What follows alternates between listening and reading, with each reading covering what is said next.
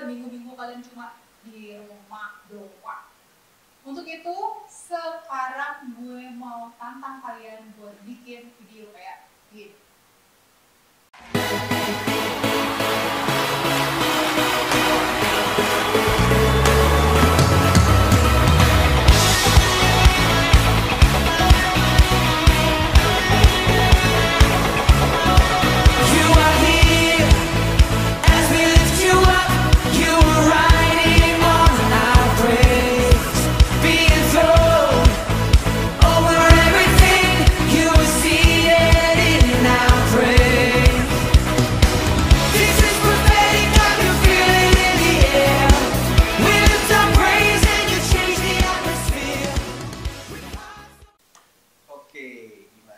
Bisa kan?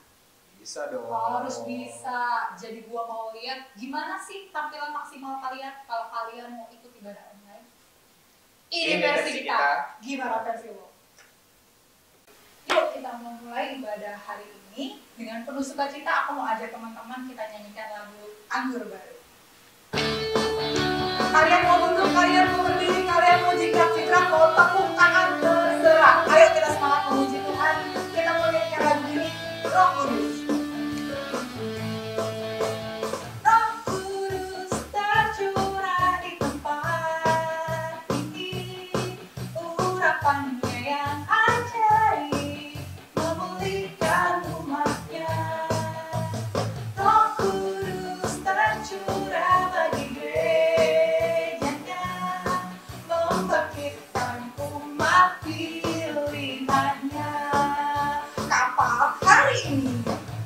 Hari inilah harinya Tuhan, saat pembebasan tiba.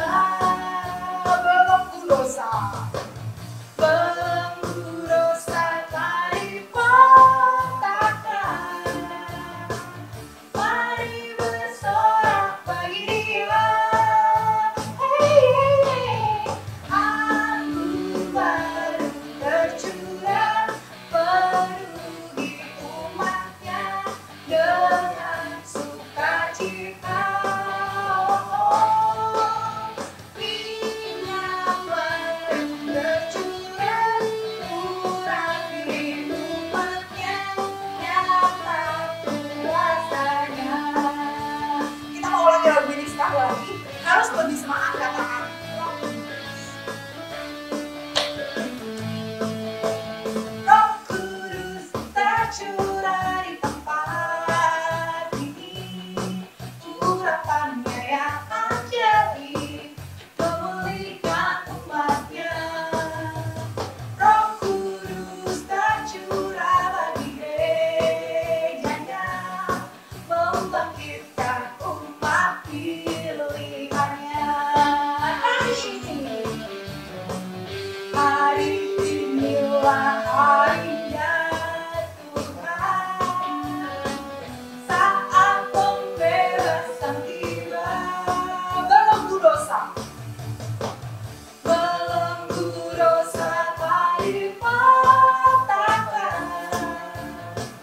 Mari bersorak bagi Dia. Anggur baru tercurah penuhi umatnya dengan sukacita. Minyak baru tercurah urapi umatnya, nyata kuasanya. Anggur baru, anggur baru tercurah penuhi umatnya dengan sukacita. Minyak baru tercurah urapi umatnya, nyata kuasanya. Oke, kita mau buka ibadah ini, kita mau berdoa, dipersilakan pada Tibi untuk pimpin doa pembuka.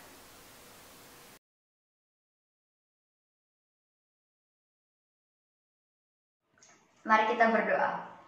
Bapa yang di surga, terima kasih atas penyertaan-Mu kepada kami semua, sehingga pada hari ini kami dapat beribadah untuk memuji dan memuliakan nama-Mu. Kiranya Engkau memberkati ibadah ini dari awal, pertengahan, hingga akhir. Kami serahkan ibadah ini ke dalam tangan kuasa-Mu. Hanya di dalam nama Tuhan Yesus kami sudah berdoa dan mengucap syukur. Haleluya, puji Tuhan, amin. Terima kasih Prilly udah pimpin kita dalam doa pembukaan. Sekarang kita mau menyiapkan hati kita untuk mendengarkan firman Tuhan. Sebelum kita mendengarkan firman Tuhan, aku mau share sedikit. Hari ini temanya kita mau membahas tentang Roh Kudus. Kalau menurut kalian, Roh Kudus di hidup kalian tuh kayak gimana sih? Gimana sih Roh Kudus buat kalian? Kalau buat aku secara pribadi, Roh Kudus itu kayak teman sih, kayak sahabat yang gak pernah ninggalin aku. Ketika sahabat-sahabatku di dunia ini, teman-teman lain aku mungkin lagi menjauh, lagi gak ada dekat sama aku, tapi Roh Kudus tuh gak pernah ninggalin aku. Ketika aku lagi berdoa, ketika aku lagi di masa aku down-downnya, lagi punya pergumulan, lagi ngerasa kesepian, gak punya teman, atau lagi butuh waktu buat sendiri, gak pengen diganggu sama siapapun, dia selalu kasih kekuatan baru. Dia bisa pulihin aku yang tadinya aku merasa nothing. Dia bisa kasih apa ya bilangnya, ada satu rasa yang baru aja gitu di hati, kalau lu spesial, gue ada di sini, lu gak sendiri. Itu Roh Kudus. Kalau kalian lagi melakukan suatu kesalahan dan kalian bisa berani, Roh Kudus terjadi. Kalau sekarang kalian lagi merasa hamba, aku mau ajak teman-teman, katakan dalam hati teman-teman, Roh Kudus, aku butuh kamu. Hadir di sini, hadir di hatiku, jadilah kawan bersamaku. Aku mau undang teman-teman untuk menyanyikan lagu ini. Mari teman-teman resapi setiap kata-katanya. Mari teman-teman katakan itu benar-benar dari hati teman-teman. Kalau Roh Kudus, aku perlu Engkau untuk memulihkan hidupku, aku perlu Engkau untuk menjamah hatiku, aku perlu Engkau untuk mencelikkan kembali mataku, aku perlu Engkau ya. Kita angkat pujian Allah.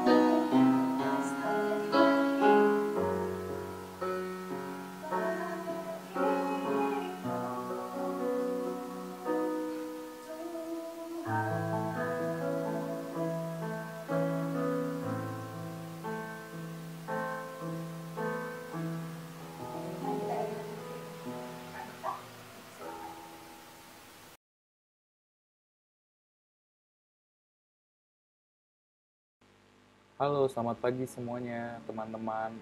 Berkumpul lagi kita secara online yang pasti di ibadah minggu online kita, ibadah Zebaot online kita. Nah, hari ini kita mau sama-sama belajar tentang Roh Kudus. Oke? Sebelum kita mulai, mari kita siapkan Alkitab kita semua. Sudah semua? Oke, kita akan membukanya di Yohanes 14 ayat 15 sampai 21. Saya ulangi di Yohanes 14 ayat 15 sampai 21. Oke. Kalau sudah dapat, mari simak sama-sama. Saya akan membacakannya ya. Oke, begini firman Tuhan. Yohanes 14 ayat 15 sampai 21. Yesus menjanjikan penghibur. Jikalau kamu mengasihi aku, kamu akan menuruti segala perintahku. Aku akan meminta kepada Bapa dan Ia akan memberikan kepadamu seorang penolong yang lain, supaya Ia menyertai kamu selama-lamanya, yaitu Roh kebenaran.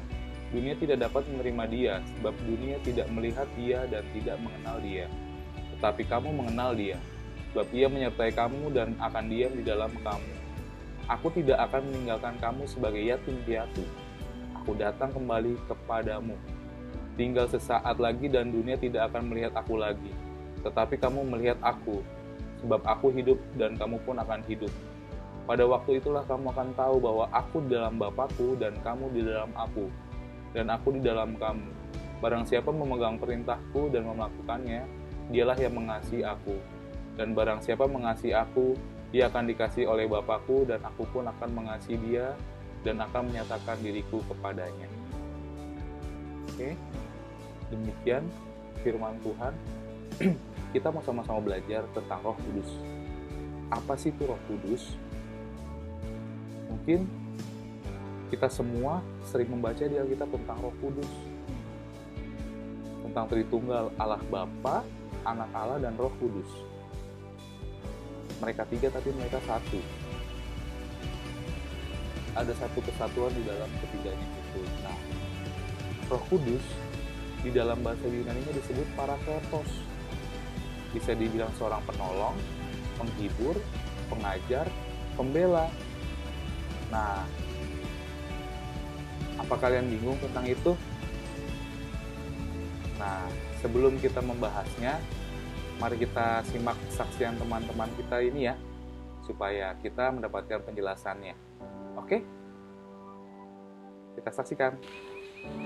Di hidup saya, ya banyak sih kegalauan yang saya alami, kayak kesulitan yang saya alami. Saya kalau misalnya mengalami itu, ya saya meminta kepada Tuhan, berdoa saat teduh bareng sama Tuhan, baca Alkitab bareng sama Tuhan. Apalagi sedang kayak gini, posisinya banyak virus di mana-mana, ikuti aturan pemerintah aja. Terus kalau misalnya kita kan juga kayak pasti kayak punya kegalauan kan, kayak kok galau banget sih misalnya memilih suatu barang yang kita kayak bingung gitu mau milih yang mana. Tuhan kayak pasti kita meminta bantuan Tuhan, yang terbaik tuh yang mana. Pasti sebelum saya melakukan itu pasti saya berdoa dulu sendiri, walaupun ya cuman kayak paling bentar doang berdoanya untuk biar pasti kita memilih yang mana kayak gitu, biar yang terbaik itu buat kita tuh apa. Karena Tuhan tuh selalu mempunyai sesuatu rencana yang baik untuk kita. Terima kasih. Saudara-saudara, sering ada saudara kita yang mengeluh, kok saya nggak bisa merasakan Roh Kudus ya.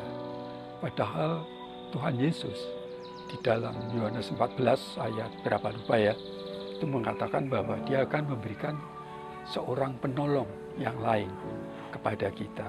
Nah, yang menjadi persoalan itu tadi, ada orang sering tidak merasakan suara Roh Kudus.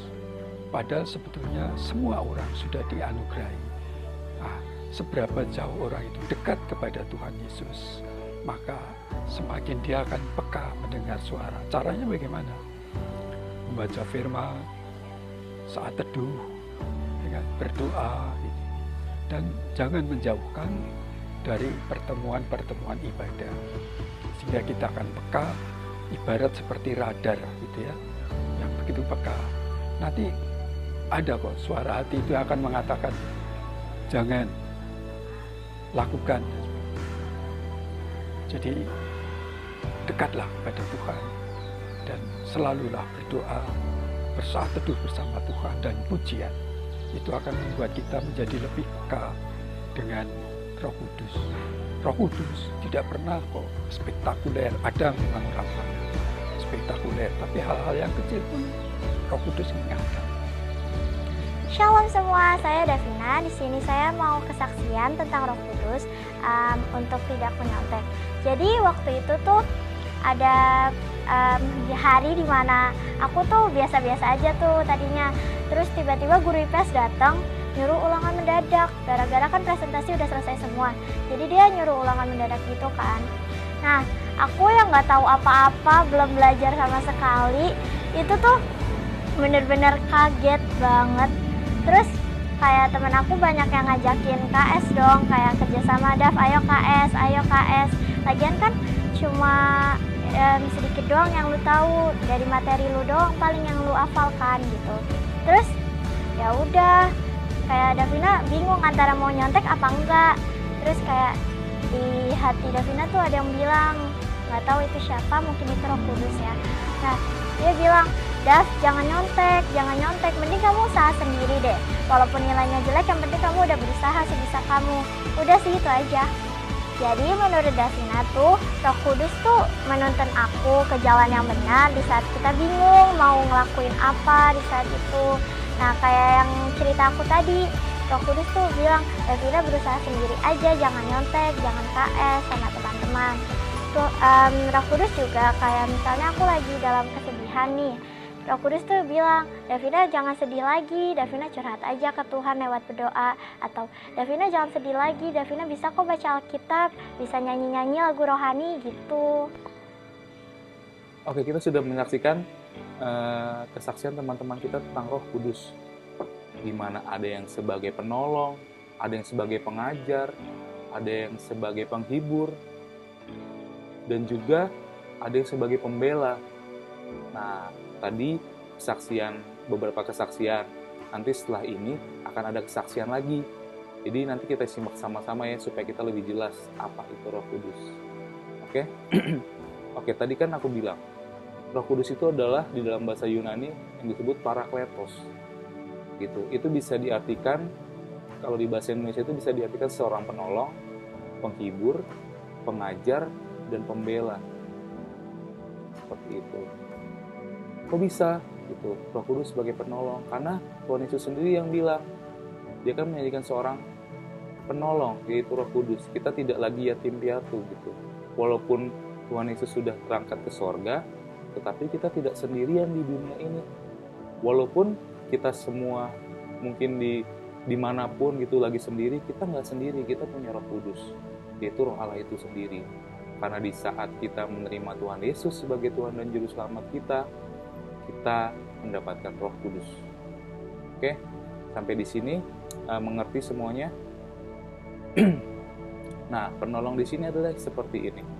Di saat kita mengalami problema atau apapun, ayo kita harus membicarakan itu pada Tuhan, itu pada Roh Allah yang ada di diri kita, itu Roh Kudus.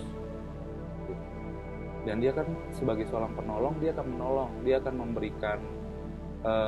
memberikan ilham untuk kita melakukan sesuatu yang nantinya itu adalah penyelesaian dari masalah kita. Dan sebagai penghibur, Roh Kudus sebagai penghibur di dalam keadaan masalah apapun, menghibur dengan cara memberikan suatu tadi ilham untuk kita menyelesaikan masalah kita gitu.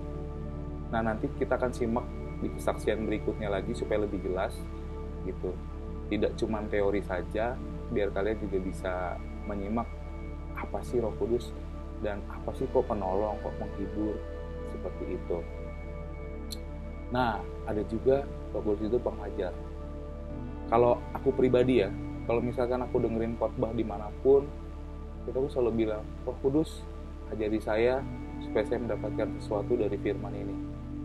Nah, biasanya setelah firman tuh aku mendapatkan sesuatu yang luar biasa yang Roh Kudus mau singkapkan ke aku gitu. di ibadah manapun, siapapun yang membawakan firman itu pasti mendapatkan sesuatu. Seperti itu. Gitu. Jadi di saat kita membaca Alkitab, mau mendengar khotbah, minta tuntunan Roh Kudus untuk mengajarkan kita. Pasti kita mendapatkan sesuatu. Dan kalau firman itu dibaca lagi di kemudian hari, pasti mendapatkan sesuatu yang berbeda lagi. Seperti itu. Nah, yang terakhir nih sebagai pembela. Sebagai pembela, Roh Kudus kita selalu mendengar bahwa iblis itu sebagai pendakwa, benar? Di Alkitab di pasal yang lain dibilang iblis itu dibilang sebagai pendakwa. Nah, kenapa bisa dibilang sebagai pendakwa? Jadi seperti ini. Jadi sebenarnya kita itu sudah diangkat sebagai anak kesayangan Allah. Anak-anak yang dilayakan oleh darah Yesus yang telah tercurah di kayu salib. Nah, di saat mungkin kita semua di sini terkadang jatuh dalam dosa, terkadang kuat, terkadang jatuh lagi, terkadang kuat. Nah, di saat kita berdosa, itu ada perasaan bersalah, perasaan terdakwa, perasaan, kamu sudah tidak layak lagi, kamu sedang jatuh dalam dosa. Nah, di situ Roh Kudus akan mengingatkan bahwa, hei, kamu adalah anak yang dilayakkan. Bukan kamu yang melayakkan dirimu, tapi Yesus yang sudah mati di kayu salib. Ayo bangkit, jangan terpuruk, kamu disayangi oleh Allah. Seperti itu. Roh Kudus akan mengingatkan seperti itu. Jadi, sebagai pembela di sini, Roh Kudus akan membela kamu. Gitu. Karena si iblis adalah pendakwanya.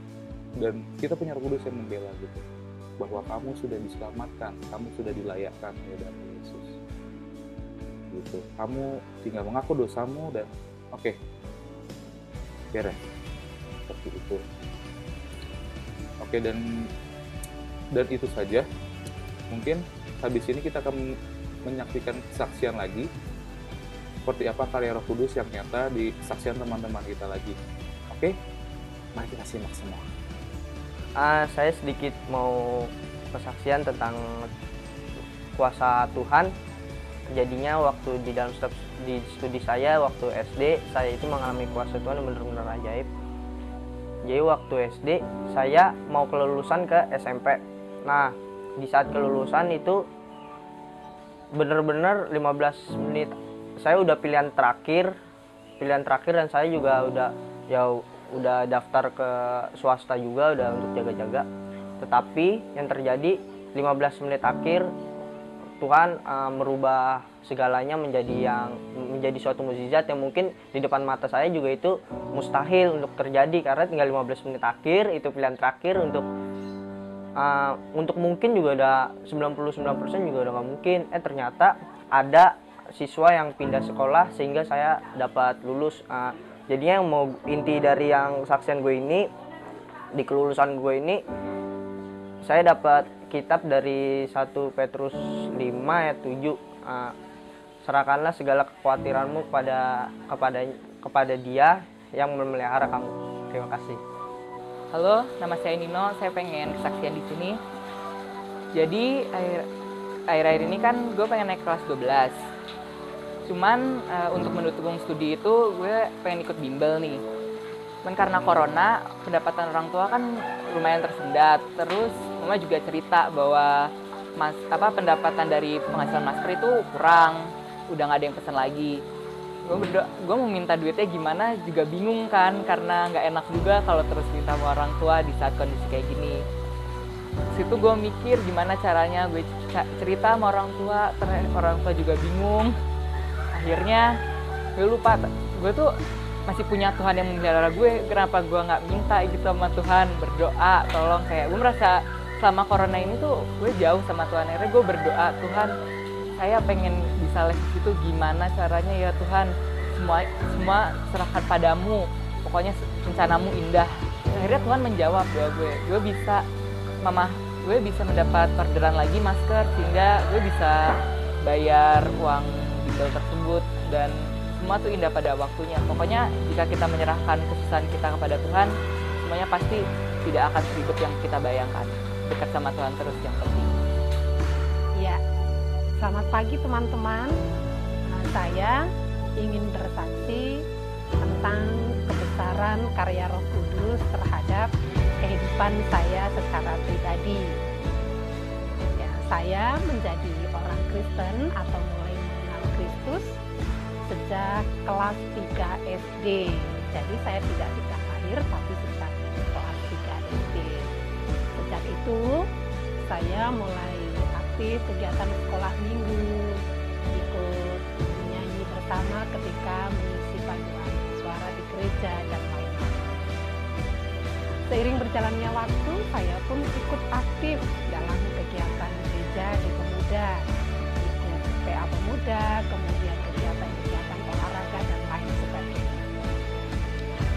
Kemudian dalam perjalanannya sebagai orang Kristen, saya mulai CD ketika SMA kelas 2 tahun 1987. Kalian belum lahir, ya. Saya mulai CD tahun 1987. Kemudian seiring berjalannya waktu, saya semakin kenal dengan Yesus. Saya sering mengenal dan mendengar yang terngiang di telinga saya adalah Yesus adalah juru selamatku. Yesus adalah satu-satunya jalan kebenaran. Ya, saya imani dan saya yakin bahwa itu benar. Tetapi saya sebagai pribadi, sebagai orang Kristen mempunyai pergumulan tersendiri. Kalau gitu berarti nggak percaya Yesus dong? Enggak, saya tetap percaya. Tetapi satu pertanyaan saya, apakah keselamatan itu juga untuk saya? Apakah saya sebagai orang Kristen ini juga sudah berhak untuk menerima keselamatan? Itulah pertanyaan besar saya.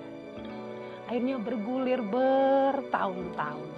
Sejak tahun 87 sampai akhirnya di tahun 2004 saya dipertemukan dengan salah satu kursus Alkitab. Waktu itu bentuknya masih mailbox atau berkirim surat lewat pos, tidak seperti saat ini. Jadi caranya saya mendaftar, kemudian saya dikirim buku pertama. Nah, di situ ada beberapa pertanyaan yang harus saya jawab. Setelah saya jawab, kemudian saya kirim begitu seterusnya. Begitu sudah kirim jawaban, buku kedua, demikian seterusnya. Buku 1, buku 2, buku 3, buku 4. Saya merasa tidak ada jawaban yang selama ini saya cari. Tetapi ketika saya mendapatkan buku yang kelima, saya mulai membaca kembali dan mengerjakan tugas saya dipertemukan dengan kisah saat itu adalah tentang Musa yang supaya melihat ular. Di situ dijelaskan bahwa kematian Yesus bukan hanya untuk orang benar, tetapi justru sebaliknya, bahwa kematian Yesus untuk orang yang berdosa dan mau mengakui dosanya. Pergumulan saya saat itu, ya saya memang orang berdosa. Saya sering sombong. Saya sering merasa paling pinter, paling di antara teman yang lain. Bahkan saya pun masih sering menyakiti orang lain, tidak bisa menjalankan kasih yang Tuhan ajarkan. Tapi di sini saya menemukan jawabannya. Di antaranya dalam Roma 5, salah satu ayatnya yang menguatkan saya. Jadi perikopnya di sana judulnya diberi judul hasil pembenaran. Tapi nanti teman-teman bisa baca satu perikop itu, tapi satu hal yang menjadi kekuatan saya dalam ayat yang ke-9 ya, boleh saya bagikan untuk teman-teman ya. Lebih-lebih karena kita sekarang telah dibenarkan oleh darahnya. Kita pasti akan diselamatkan dari murka Allah.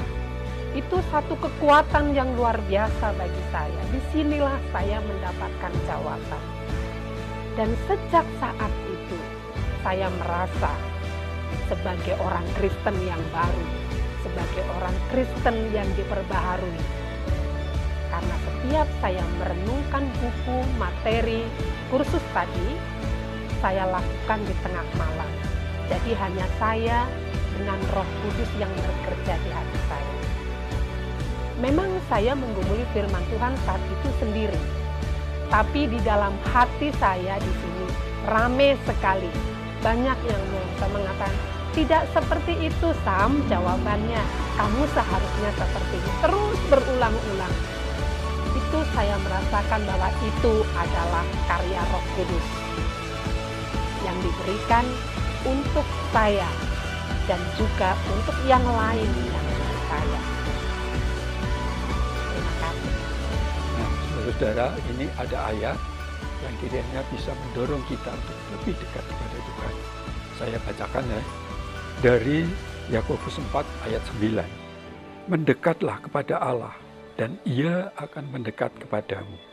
Kemudian dalam Efesus 5 ayat 16, Tuhan berfirman, dan pergunakanlah waktu yang ada, karena hari-hari adalah jahat. Kemudian 1 Timotius 5 ayat 5, bertekun dalam permohonan dan doa siang malam. Artinya terus-menerus dekat kepada Tuhan sehingga kita peka dengan suara Roh Kudus. Tuhan memberkati. Gimana kesaksiannya? Luar biasa bukan karya Roh Kudus di dalam kehidupan kita? Nah, ingat ya, kita punya Roh Kudus dan itu adalah roh yang hidup, roh Allah itu sendiri yang ada dalam diri kita. Oke, mari kita sama-sama ngobrol sama Roh Kudus. Apa yang kalian rasakan, apa yang kalian hadapi, ngobrol sama Roh Kudus. Dan dia adalah penghibur, dia adalah penolong, dia adalah pembela, dia adalah pengajar. Oke, sekian. Mari kita berdoa. Bapa, kami mengucap syukur karena Engkau Allah yang sudah mati di kayu salib dan mencurahkan Roh Kudus pada kami, Tuhan. Dan kami percaya bahwa setiap kami sudah menerima Roh Kudus, dan kami percaya Roh Kudus adalah roh penolong, roh penghibur, roh pengajar, dan roh pembela buat kami, Tuhan. Dimanapun kami berada, kami tidak pernah sendiri, Tuhan. Kami punya Roh Kudus yang selalu menyertai kami, dan roh Allah itu sendiri. Dan itu berarti kami punya kuasa, Tuhan. Apapun yang kami hadapi, di dalam nama Tuhan Yesus Kristus, pasti setiap permasalahan itu sudah selesai, Tuhan. Kami mengucap syukur, sebab Engkau Allah yang baik, Engkau Allah yang setia, tidak pernah meninggalkan kami. Di dalam nama Tuhan Yesus Kristus, haleluya, amin. Oke, sekian. Tuhan Yesus memberkati. Sampai di ibadah online selanjutnya. Dah. Halo teman-teman, it's a games time. Nah, oke, saatnya kita bermain games, dan gamesnya gampang banget, dan kalian pasti suka melakukan hal ini. Gamesnya berhubungan dengan selfie. Nah, pasti teman-teman pada suka selfie kan? Nah, atau buat video atau foto yang menarik kan? Terus di-share ke teman-temannya atau dikirim ke grup karena fotonya kocak atau gimana, pasti kalian suka kan? Nah, sekarang kita akan membuat seperti itu. Yang membedakannya adalah kita akan mengacu kepada ayat Alkitab. Oke, gimana cara mainnya? Jadi seperti ini. Kalian akan membuat foto atau video, mau selfie atau difotoin orang atau divideoin orang, itu terserah. Nah, nanti foto dan video itu akan diunggah ke Instagram kalian masing-masing pribadi, lalu bisa di-tag ke Instagramnya Sekolah Minggu GKJ Kanaan. Oke? Lalu yang membuat beda tadi, nah kalian selfie ada kodenya. Kodenya itu mengacu gaya apa yang akan kalian lakukan gitu, atau foto dengan apa yang harus kalian lakukan. Mengerti sampai di sini? Nah, jadi seperti contohnya ini kodenya ya. Misalkan nih, 2, 4, 14, 14, 3. Nah, jadi angka 2 itu menuju ke perjanjian baru. Kalau angka 1 berarti perjanjian lama. Oke? Nah, terus selanjutnya angka 4. Angka 4 itu menuju kepada urutan di perjanjian baru. Misal dari Matius, Markus, Lukas, Yohanes. Nah, berarti kalian buka kitab Yohanes. Habis itu angka 14. Berarti menuju ke Yohanes 14. Nah, lalu angka 14 lagi berarti Yohanes 14 yang ayat ke-14. Lalu terakhir 3. Berarti kalian harus mencari apa itu kata ketiga dari Yohanes 14 ayat 14 kata ketiga. Nah, coba ditebak apa? Bisa di pause videonya dan kalian coba mencari dulu. Udah dapat semua? Ya, benar. Jawabannya meminta. Nah, dengan mengacu pada kode ini berarti kalian harus selfie dengan gaya meminta. Entah kalian mau buatnya dengan keluarga kalian gimana, entah kalian sama saudara kalian, adik kalian, kakak kalian, terserah. Gitu, yang penting menarik dan unik. Oke, seperti itu. Nah, nanti akan diberikan ada 5 kode. Kalian cukup memilih 2 saja untuk dibuat foto atau videonya, lalu diunggah ke Instagram kalian serta di tag ke IG Sekolah Minggu GKJ Kanaan. Jangan lupa ya, di IG story aja. Gitu. Oke? Sekian, terima kasih, dan berikut kodenya. Bye-bye.